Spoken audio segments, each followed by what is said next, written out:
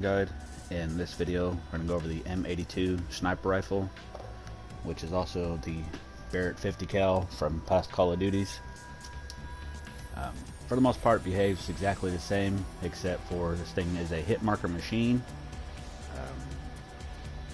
The only good thing about it is you can fire off rounds kind of quickly with it, so if you do get a hit marker and you're fast enough, you can fire off a second round and usually get the kill. For this gun here, what I did is I played a lot of the combined arms, especially the assault mode. I like playing the assault just because you know where a majority of the players are going to be at. So I treated this like a normal sniper rifle and would just sit back and shoot people at a distance. So for the class setup, you'll see kind of how I set that up for that reason alone. For the primary, obviously the M82, secondary, whatever you want. I put the street sweeper on here just in case I have to get to close quarters or get through like a certain area or something. I have something a little bit more reliable than this big ass sniper rifle here. Tactical, because I am playing core modes, I use a stem shot, lethal, C4, just in case like tanks are coming. I like to be able to blow them up. And then for my field upgrade, I like the proximity mine just to watch my back a lot, because you will get a lot of people trying to flank you. Wild card, I went with gunfighter on this one just to give me the 3 extra attachments, because I mean we are sitting back, why not try to load this thing up as best we can. For the perks, I got engineer on. This will just help you see the tanks a little bit easier. I got gearhead for perk 2, that's just going to help me get more proximity mines and faster. And then for perk 3, cold blooded, that way if they call in UAVs or anything like that, they're not going to be able to see you, and you're going to stay off the radar a little bit better. So that's why I have that one on there. And finally for the gun, I didn't really change the optic out. I like the sight that's on there, that doesn't bother me none. For the muzzle, I put the infantry stabilizer on there. This is going to help with the idle sway control, so when you are just aiming down sights, your gun's not bouncing around all the time. It's going to make it a little bit easier to get on target. For the barrel, I put the 22.6 inch combat recon. This will help with bullet velocity, especially for the longer targets. It's going to help your bullet get there a lot faster and be able to hit your targets before they can move. For the body, I put the soft target designator on.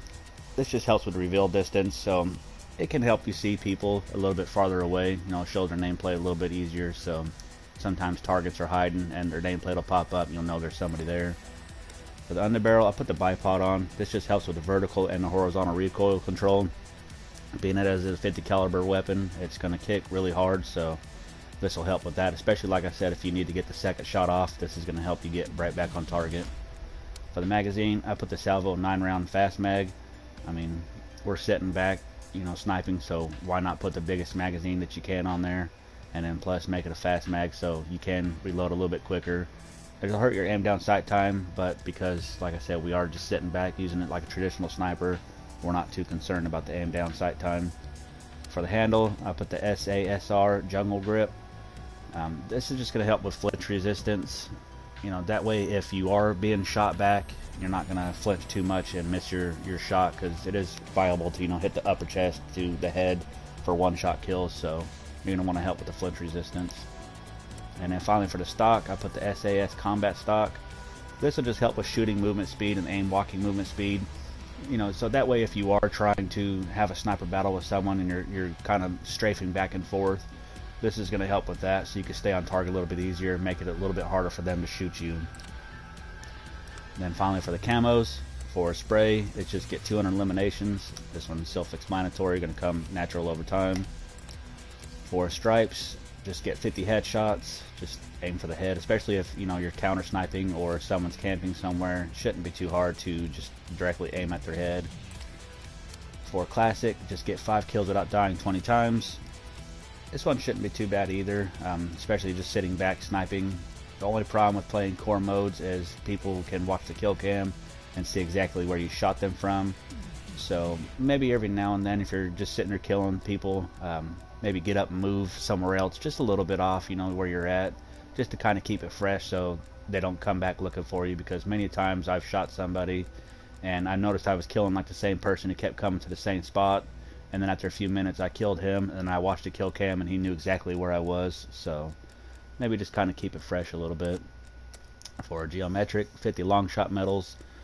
Basically, every gun or every time you kill someone at a distance, it's going to be a long shot medal. If you're using this like a traditional sniper, just find you a good spot to sit back and wait for the enemies to come and just pick them off. This shouldn't be too hard.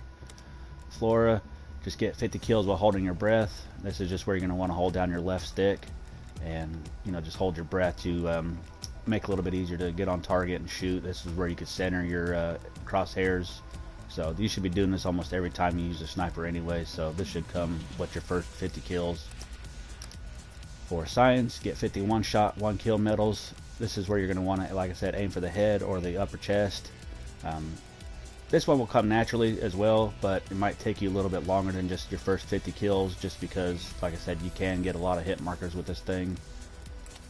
And then finally for psychedelic, kill 2 or more enemies rapidly 25 times.